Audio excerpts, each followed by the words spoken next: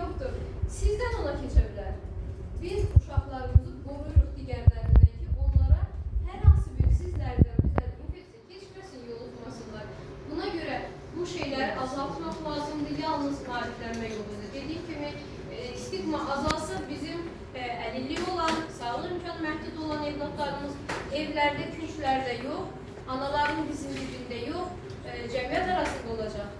Cəmiyyətə inteqrasiya olacaqlar və onlar həyatda öz yerini tutacaqlar. Nədən onların sosial həyatı olmasın?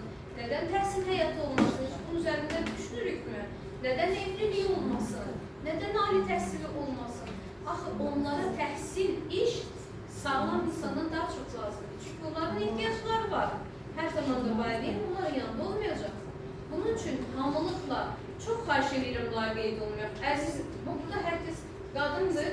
Bir neçə nəfərdə kişi cinsindən də gördüm. Kim olur olsun, hər birimiz valideynlik və yaxud da valideyn olacaq. Bu şeylərə qulaq ardı yaxınlaşmıyor. Çünki genetik xəstəlikdir. Dünyanın hər 20-ci sakini bu xəstəliyin daşıyıcısıdır. Yəni, olmayacaq deyə bir şey yoxdur. Əksəriyyətimiz biz sevdiyi gen daşıyıcılığına sahibik.